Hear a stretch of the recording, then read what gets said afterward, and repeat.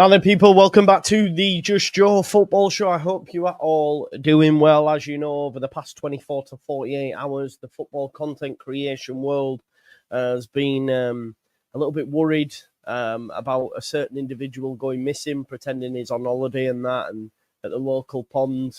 Look, we were worried about him. We've had his face on milk cartons. We've put out APBs. The local Leicester constabulary have been looking for him. And thanks to all your kind words and worry, we've managed to bring him home. Bring him home to face the music, of course, as well. Because, as we know, Leicester were relegated and Leeds United were promoted. So he believed that wouldn't be the case. However, it is. So today we dine out on some nice Leicester lock sausages, paws, and yeah, I don't know where that came from, to be honest. Breakfast sausages. I don't know. It's 11:42, but with that, listen. Without further ado, let's bring him in. It's everyone's favourite fox. It's Mr. Locks. Lachlan, where have you been? Where were you? Why weren't you even on your channel? You muddered. You're relegated. Stevie Cooper in. You're in the championship. We're going to get into some, you now admit and hold your hands up that Harry is wank. You also admit that Conor Cody is wank. And I told you all this. And you have now will face the music. 12 months after being promoted and singing Leeds are falling apart again, Leicester have well and truly fallen apart. While we're breaking records, you were breaking records of not scoring in like 9 consecutive games at home. It was an embarrassing shot at Premier League survival. This talk of Ilya Melier transferring to Leicester, which makes it all the more sweeter. Come on, talk to me, Locks. Talk to me. Where have you been? Well, I don't know if you remember this, mate, but a year ago when Leicester City were promoted, you actually opened up the stream with a nice little poem. I don't know if you remember that. So I thought I would be kind. Yeah, you did a poem about Leicester's promotion and Leeds falling apart, and I thought I would prepare one myself for you, mate, for you in the chat. So I've got a little something for you. So, and it goes a little bit like this. All right then, Leeds, fair play, you're back. Stormed the league, stayed on track. While we slipped down and lost our fight, you lot kept marching and got it right. You played with grit, with goals and flair, while we just stared into thin air. Daniel Farke, calm in command, throwing jazz hands like it's part of the plan. Last year, you took it on the chin, stayed down but backed your boys to win. Now it's our turn to bite the dust, build from scratch and rebuild that trust. I remember your poem live on stream, wishing us well with our Premier League dream. So here's mine now, roles reversed. You're promoted and we are cursed. But no hard feelings, that's the game. The highs, the lows, it's never tame. So raise your scarf, enjoy the view. We'll meet again in a year or two. Mate, I can't lie. That's pretty impressive. Well done. Well done. I don't think we will meet again in a year or two. Just putting that out there. You might be in League One, mate, the way it's looking. Piss off. Mate, let's talk about how bad it has been for you, genuinely. I'm under no illusions it's going to be tough for us next season. But talk to me how bad it's been. Obviously, you start the season, Cooper comes in. You didn't really want him. The football wasn't great. He goes, and I actually thought Van Nistelrooy wouldn't be a bad appointment. It turned out to be catastrophic. I don't even know if he's going to stay or not. Jamie Vardy's come out, statements, fuming, and Rudkin's the man that you're all aiming it at, the sporting director, top, all this sort of stuff. How bad has it been for you, mate? Like, was it the journey was much better than the destination? Well, to be fair, I'm not in pain right now because it's been coming for months. Do you get what I'm saying? It's not like the last time when, first of all, that was a squad that should never have gone down. It was a completely different situation. But obviously, it went to the final day So obviously on the final day, there's a lot of kind of hurt. But we've known, I've had it in my head we're going down since February when the transfer window shut, and we didn't bring it. Well, we brought in a £3 million fullback from Serie B, and obviously the results and the lack of goals and all of that. So we've known for a long time. So I don't think we're as hurt now. I think we're just kind of I think we're just worried. Well, the future, of course, because there's, of course, last time we went down and we came straight back up, we appointed Enzo Maresca and, we lost players, but we brought quality in as well for Tawu, Mavididi, Mads Hermansen. For the championship, I will say Harry Winks as well, good championship player. But there's just a lot more doubt this time round because, we've known for years, probably 3-4 years, that there's a restructure needed at the top of the football club. And because we're being left behind by other clubs, and it didn't happen on the last time. We were told last relegation there was going to be some internal review and things like that, but it was just the people at the top marking their own homework.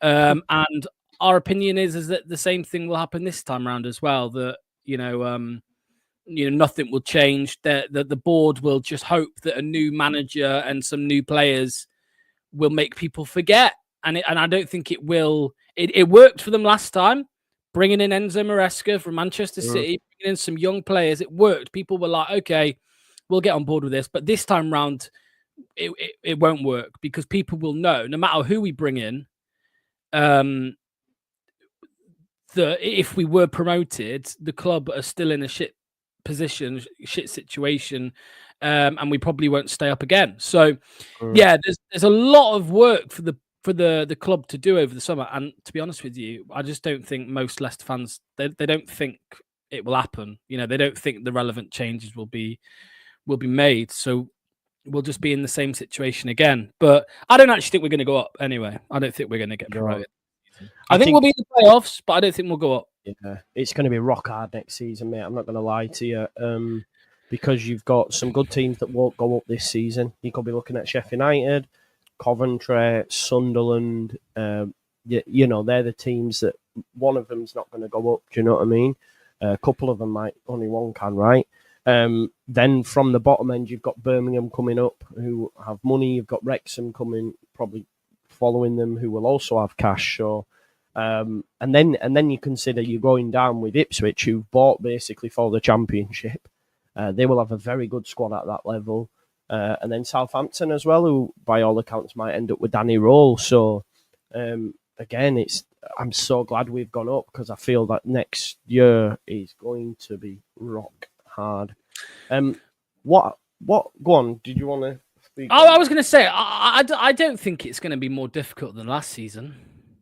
I don't.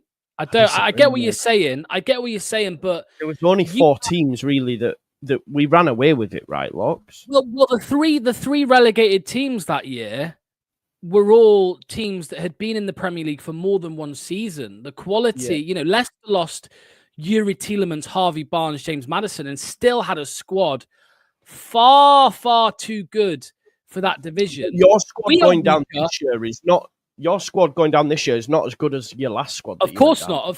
It's nowhere near good enough. So we're not as good, but neither of the teams. Ipswich. They will lose the lap, as we know. They will lose Hutchinson potentially. There are others that they will lose. Somebody put in the chat McKenna will go. I don't think McKenna will go. I think he'll probably stay. Either. Yeah. But the squad, I still think that I don't think it's going to be as difficult as when we were facing Leeds United with Rutter, with Somerville. And Southampton, all the players that they had at the time. It's going to be tough. Of course it is. And like I just said, I don't think we're going to go up in the automatics. I don't think that's going to happen. But I still don't think the quality of the division is better than it was 2 seasons ago. I think 2 seasons ago it was the last season and the one before. We had 4 good teams, mate, and everyone else was pretty tripe. I think this time I can give you Coventry, Sheffield United, Sunderland. Some of them might not go up. All of them might not go up yet. You know, Bristol City could surprise everyone. But there's 3, right? You've got Birmingham coming up, which they've already got a championship squad and will spend again. You've then got you 3 coming down who'll be all in the mix. When we were down there, mate, the division this season's been easier than last because the ones we're challenging for the title weren't as good as Leicester, Southampton and Ipswich. But the rest of the division has been tripe, mate. We've beat teams 6s and 7s this season. I don't think you'll get that. But hey ho, listen, let's move on. We'll disagree on that. What happens with the squad, mate? Who's staying? Who's going? Is Jamie Vardy still going to be the standard bearer at bloody 38 or whatever he is now? Like, what's the situation? People like Ayew and that, I know you'll hated him as a Premier League signing, but he'll be great in the Champo, right? Ayew, if you're keeping it Usain Edouard, he'll be good in the Championship. You have got some players that'll be fine that won't be taken by Premier League clubs. But talk to me about it, mate. Like, who leaves? What's your situation? Well, the goalkeeper's gone. That's going to happen. Yeah, 100%. Yeah. He'll be gone. We might take him. Yeah. He won't go Leeds. I think it will be a top. I think it will be a big 6 club. Not even a. I'm not saying he's going to start for. I just think it will be a big 6 club that do sign him. Or one of the outside the big 6, but up there. So Villa, Newcastle, teams like that. Wout Faes is going, which is. I'm not bothered by that. Yeah. That came out in January that he was going to leave at the end of the season, regardless of what happened. So he'll be gone. Bilal El Kanouche will probably be gone. He's far too good. I mean, if there is any way whatsoever, because it does happen, as you know, you had Somerville, for example. You almost kept hold of Sinistera, didn't you? Almost. We almost kept hold of Rutter before his exercise. Well, you had him for a year. You had him for a year in the Championship. Yeah, true. It can happen, and Bilal El Kanouche hasn't put in. He's not done loads to show why he should be picked up by a Premier League team, but he's definitely too good for that league. If we could somehow keep him, it would be like, in my opinion, 15-20 G&A. Honestly, that's what I believe, Bilal El Kanouche. I think he's far too good for that league. But he should go. I mean, if I was him, I'd be out the door. If I wasn't a Leicester fan, I'd be out the door going to a Premier League team or abroad. Abdul Fatawu will not go because he's got an ACL. He's gonna be coming back to fitness in pre-season. That's the time frame. So you're looking at January if at any point he does go, right? Exactly. Yeah. No one's going to pick him up a few weeks after recovery from an ACL. That is a big plus. As long as he's not being hindered, development and things like that by the injuries. As long as he's the same player he was before the injury, he's going to rip it apart next season. Whether we go up or not, I think he's going to rip it apart. And then after that, mate, I honestly have no clue. Jamie Vardy's out of contract. Will he be signed? I hope not. I think we should move on from Jamie Vardy. I think the chapter's done. I think it should have been wrapped up last time round when we got promoted. I think that's when it should have called it a day. But he stayed for a year. Honestly, mate, all the others I don't really care about. Genuinely, I don't care. Wilfred Ndidi signed a contract last summer. He's got a release clause, a relegation release clause. You'd imagine someone would pick him up. He's linked with like Monaco and it's a few Italian teams, Sevilla, I think, teams like that. I would imagine someone picks Wilfred Ndidi up. But mate, the rest of them, Harry Winks, he's now exiled from the squad. I don't know if you knew this. Yeah. You know what happened with him. Yannick Vestergaard, exiled. Oliver Skip. Why were they exiled then? Because they wouldn't train at the training ground? So they both live in London, Winks and Vestergaard. So they travel, however many miles it is, 100 miles or whatever it is, every day to training.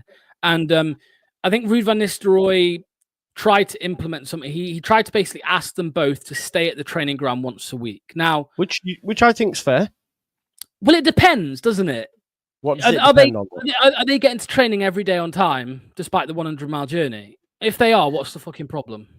But see, for me, obviously, you drive. Yeah. Driving long distances makes you tired. Can obviously, I assume, would affect performance. You can become quite lethargic. Obviously, trust me, if you're working in physical and you're driving 100 miles a day, Of course. it can't be good for you, bro. Come on, you know that yourself. Look, when you go driving long distance, you're fucked. Well, Kasper Schmeichel did it for 10 years. Yeah, but you're not fair. And it wasn't surely a problem. You should want to back the manager and go, do you know what? If you're not willing to stay one night with the money you're on, you're taking the piss out of us. We're in a relegation battle. I think that's how I would see it. Well, the Harry Winks situation was it blew up even more because the day the story came out that he refused to come to the training ground, he refused to stay overnight at the training ground, and then obviously got kicked out of the squad. He posted a photo on Instagram of his newborn baby. Newborn. And that was obviously him saying, fuck you, this is why I've not been coming. And then, someone else commented on that Instagram post like, oh, is this why you've not been staying? And he likes that comment. So, yeah. And then on the weekend, the Liverpool game, obviously out of the squad, and his partner put up a photo of him in a beer garden with an Aperol Spritz during the game. That's not good, though. That's a piss take. That's bad, yeah. Of course it is, because really that's orchestrated. If your partner was a professional footballer, you either wouldn't do it or you would ask, is this okay? Can I post? You know what I mean? You wouldn't just. So it's been orchestrated. So yeah, that's all kicking off. And then there was an article from John Percy from the Telegraph the other day just saying the feeling is that Vestergaard and Winks are waiting for the manager to go before they come back to the squad. So why? Yeah. So Vestergaard the same then for the same reasons. Vestergaard also refused to stay overnight at the training ground. He once brought his dog to training. You probably remember that story. He brought his dog to training, which was bizarre. But Vestergaard is, at the time when these stories broke, I was like, rude sounding like a bit of a knob here, but there's history. Vestergaard has fallen out with 3 out of the 4 Leicester managers he's played for. He fell out with Brendan Rodgers. He got exiled from the squad under Brendan. He had a mini little fallout with Dean Smith in like the 8 games he was here.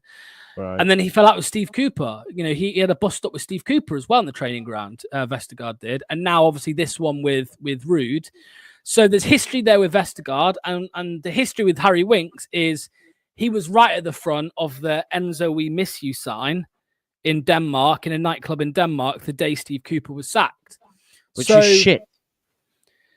Yeah, I mean, we found it funny. Because now they look like mugs. Now they look like mugs because they got worse. Yeah.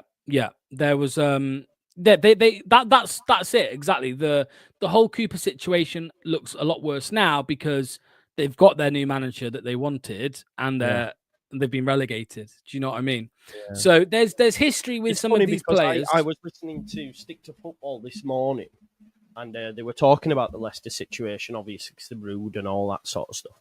And I think Roy Keane had said, like, Conor Cody had done an interview after he'd been sacked saying, I think we just need a different voice. And Roy Keane made the point of saying it was 4 fucking months. What do you mean you need a different voice already? Are you all right? Which he's got a good point, man. So it sounds like some of them have thrown it in locks, in my opinion. Well, this is, for me, what's happened. Right? For me, and I know players and managers come and go, but if we're in a relegation battle and I get Ruud's whatever, but if 2 players refuse to stay at the training ground for one, I would be raging as a fan. That's just me. Regardless of the manager, I'd be saying, are you taking the piss?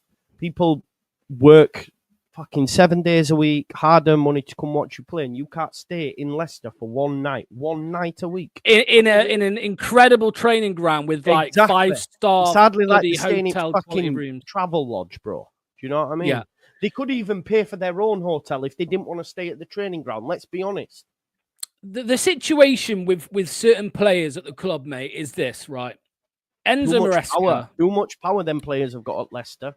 Yes, but they've what the problem is with Harry Winks in particular. Enzo Maresca came into the football club, turned it around, kind of changed everything really in a short space of time, mentality-wise, style of play, all of that. Harry Winks was brought in. Of course, the 90 fucking grand a week we gave him was probably the reason he came to the Championship. But he also is on record as saying many times that the style of play that they were going to play, it suits Harry Winks, blah, blah, blah, blah, blah.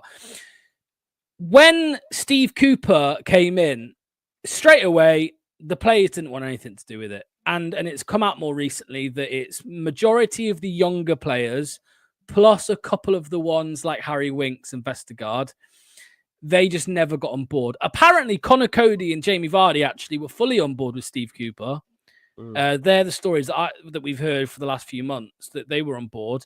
But the younger players, and then obviously like Harry Winks and stuff, they weren't, because of the style of play.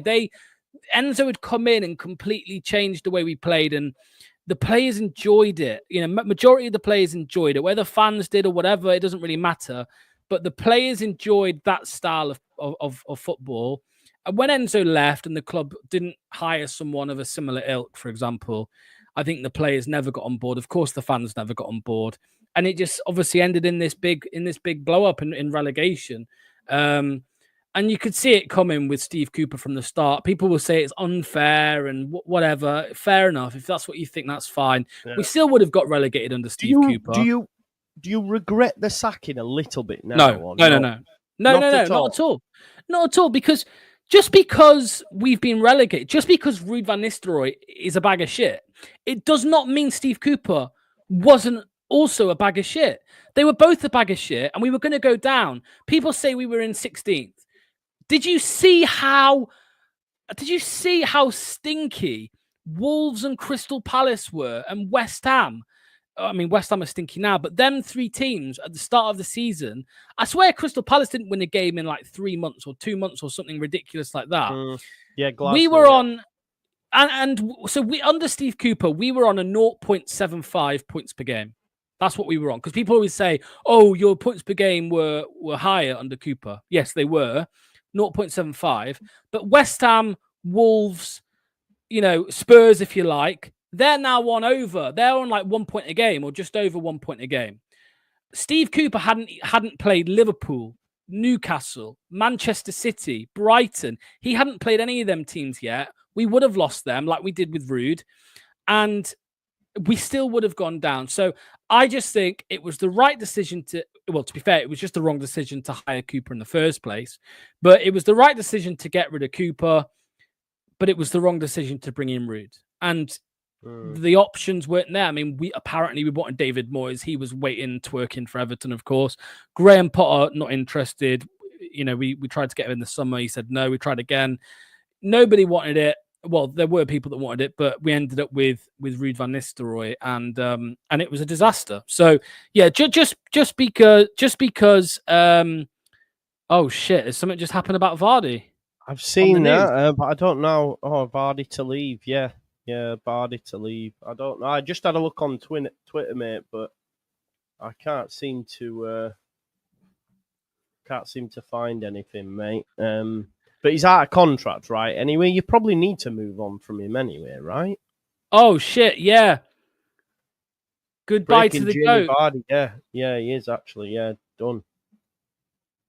13 years at the club. I feel like I feel like you may need to do a video on this, broski. Yeah, I think I'm gonna have to. Yeah. Maybe we postpone. Maybe we postpone our. Yeah, postpone. But we'll do it. We'll do it tomorrow or something, bro. Do you want to shoot off? Because I'm. No. I know how important it is though on the content. No. We'll stay for a bit. But yeah, I just think just because Ruud was so bad, Cooper, it doesn't mean that he deserved to stay. I think it was. Can you give me, like, where's your head out in terms of next season with points deductions and that? What's going on there? You'll know more than most what's going on with that situation. With what, sorry? The points deduction and stuff. We don't know, mate. We're led to believe that Steve Cooper. We're led to believe that the EFL are coming for us in the summer. We had a transfer embargo which was given to us in March. And that's irrelevant. That was just a little kick in the gut because we couldn't sign anyone anyway in March. But the belief is that come the 30th of June, when we're officially in an EFL club again, that transfer embargo will still be in place. But transfer embargoes aren't as black and white as you can't sign anyone. That, the embargoes work where if we can, deals basically have to get approved through the EFL. I mean, if we sell 60, 70 million worth of players, then we're going to be able to sign people. So the biggest worry, I suppose, is the points deduction. But, if we're in trouble, mate, you just get on the blower to Nick DeMarco, get him in, mate, do some magic and we might get off it. But, last season in the EFL, the one we were there together, we did not break the rules. That's confirmed by the books, the books that have been released. We did not break the rules last season in our promotion campaign. The thing that the EFL are trying to kick us in the gut for is the year we got relegated, where we avoided the sanctions by the Premier League on a loophole.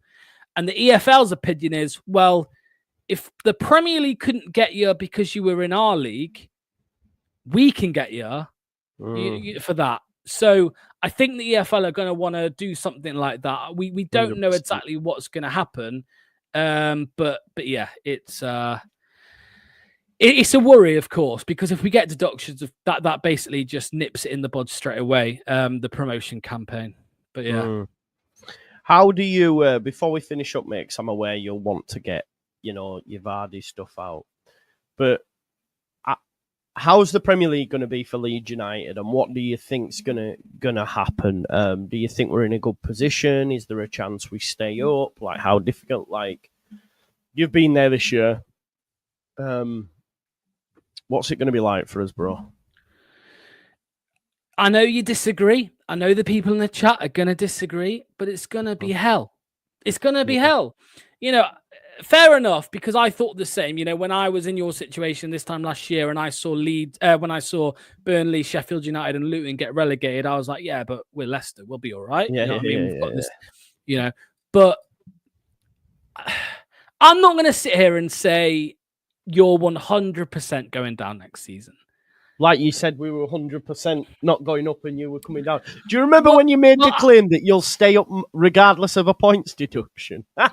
Well, what I actually said was no. What I actually said about Leeds not going up, what I actually said was one of two things are going to happen: either we'll stay up and you'll come up, or we'll go down and you'll stay down. I was like, oh, we're going to play in the same league next season. Obviously, that's not happened.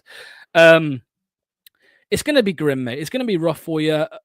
You guys aren't, none of you are expecting to obviously win every game. There's going to be a lot of L's on the board, but I just think, I saw someone in the comments saying in the live chat earlier saying something like, oh, the media are trying to convince people that it's a closed shop.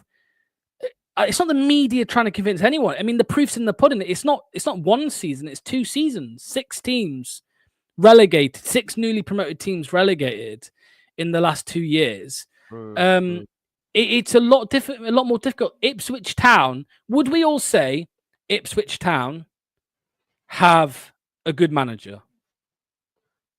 Yeah, I think so. And do they and did they spend 150 million pounds in the summer? They did. So they spent 150 million pounds. They've got a good manager. They've got a good fan base, good crowd, good stadium. The atmosphere. And they got relegated, or they're about to be relegated. They're not that far ahead of us. What are they? 1 or 2 points? I just think it's going to be a lot more difficult than you think. Joe Blackburn, for example, said they spent it on bang average players. But what world class, not world class, but what star players are you thinking you're going to get? Are you going to get players that are levels and levels and levels above players like Amari Hutchinson? I don't think you are. I don't think you will. I trust you to spend wisely, but I don't think the quality of player you're going to be able to bring in is enough to close that gap. What I will say, Joe, is I do think you're going to get more than 17 fucking points. That's what I think. I think you will get a lot more points than us and Southampton and Ipswich have. but it's not going to be easy. And if I had to put money on one thing, I would say that you come straight back down. Yeah. See, I'm not sure we do. But listen, I live in hope. I live in hope. That's the main thing. I do live in hope. Listen, Locks, we will speak on your channel probably tomorrow at some point. I know you need to shoot. I'm going to let you shoot because that Vardy news is absolutely massive. Your greatest ever player after 13 years at the football club is leaving. So I think you need to do some graft on that for sure. Well, we were just saying, weren't we? You asked me, should he be here, and I said no because I think this is the right decision all round. I think it's the right decision for him. Whatever he's going to do, I'm not sure if he's going to go and get a payday somewhere abroad. Does he want to play? Does he want to play in the Premier League? Would any team pick him up as a squad player in the Premier League? You just don't know. He's got options. And I think it's the right thing for Leicester because, as you know, mate, we have not been able to replace Jamie Vardy, and we've been trying for years and years and years. And I just think it's time to close that chapter and look to the future. And I think this is the perfect time now. We've suffered a second relegation. The fan base are asking for a rebuild. The players, bloody hell, some of the comments from the statements from players are suggesting there needs to be a rebuild. And I think that starts with getting Jamie Vardy out the door. He's on like $100,000 a week. You can't be doing that for a 38-year-old. So no, you can't, mate. You can't. Well, listen, we will speak more. We'll speak more. Don't you worry about it. You enjoy your day. Go do your Vardy content, and I will speak to you in a bit, my man. Yeah, absolutely, mate. Cheers. Thank you all. Good luck.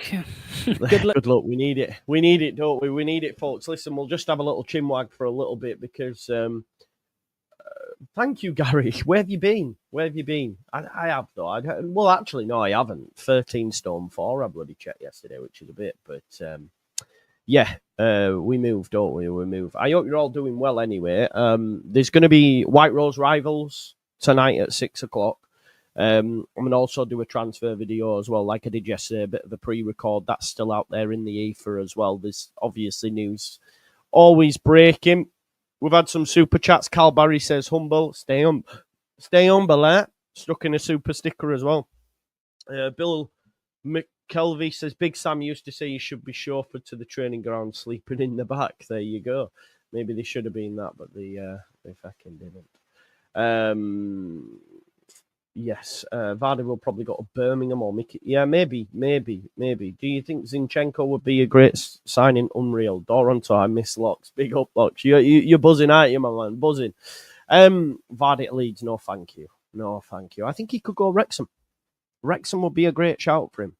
But would he want to go up again? I'm not too sure. Maybe he could go America or something. He could still do it at that level, 100%. Yeah, this is the point. It is going to be tough. I'm under no illusions. I know for me, from game one, we are officially in a relegation battle till I believe we're not. But yeah, we'll see. We'll see how that cookie crumbles, right? Just on the, just while we're on the,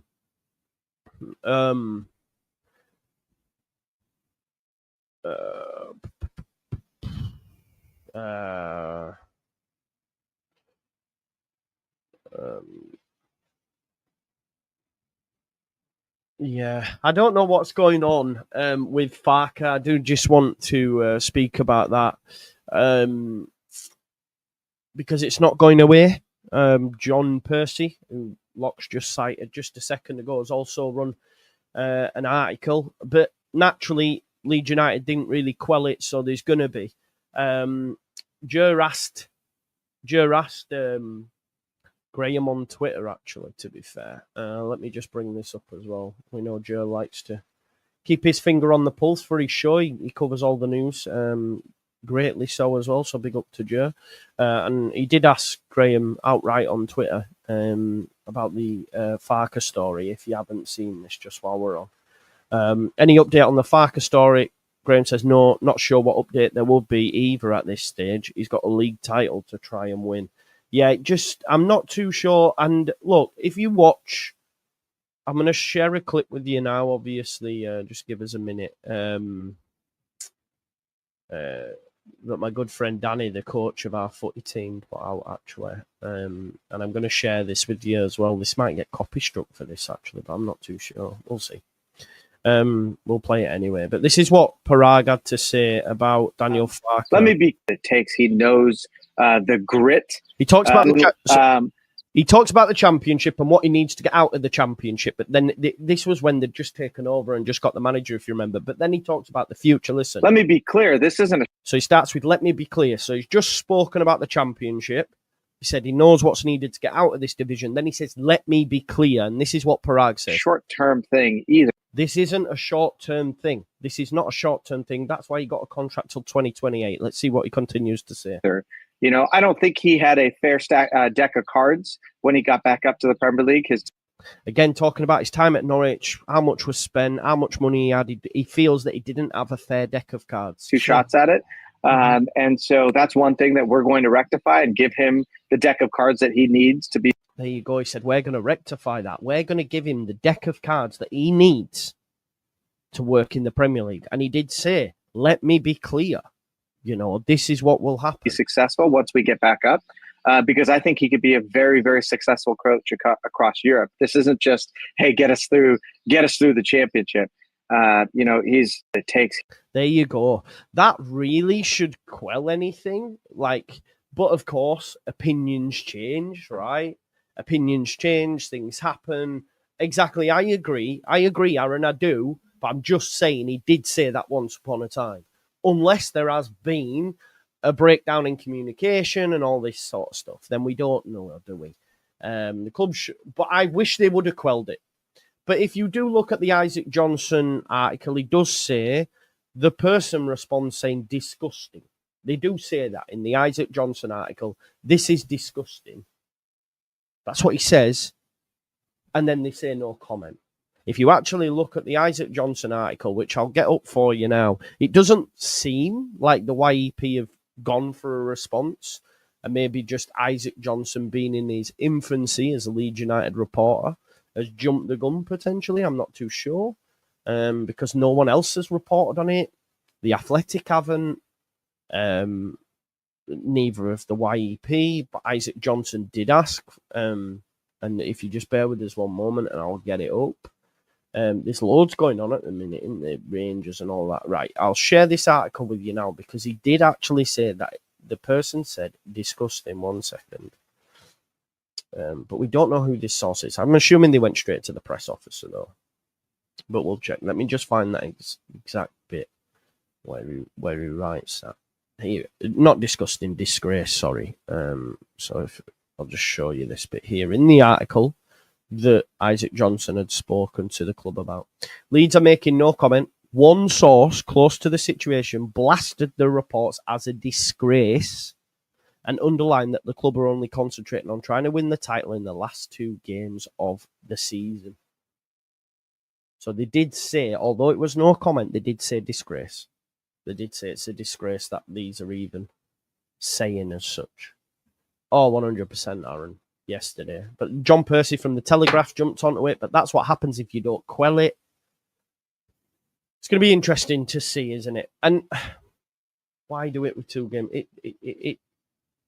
It's I think he stays. I think he stays, and I think he should. You know my thoughts on it. That's just my opinion. Going to be tough for sure, but I truly believe with a few good signings we can do it, and with our style of play. Agreed, Dave Dids, 100%, man. Yeah, but in any marriage, there is. In any relationship, there is. Right? Like, this is football. It's similar to a marriage, man. Nothing is perfect. Everywhere, Gary. Everywhere. And if you look at all the transfer links, I think the 49ers in the transfer market will be savage. I think some will leave as well, which I didn't initially, but hearing something. I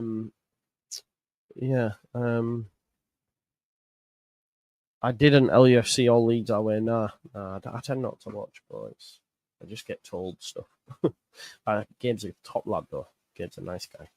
But listen, it's Telegraph now reporting it. Here it is. I think you have to pay for Telegraph though. It's it's behind a paywall, but here it is. The Telegraph article.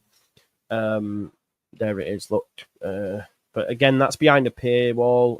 But they could just be jumping on the back of the Daily Mail story. We need someone to give it some credence, right? We need someone to come out. If it comes from a local-based journalist, I would believe it more so than this. It's the fact that they're not even bothering with it, unless they just don't have a line to the club anymore, which we noticed it did drop off a little bit, actually, truth be told, in the past 12 months, 18 months. Jamie Vardy everywhere now. He's saying bye.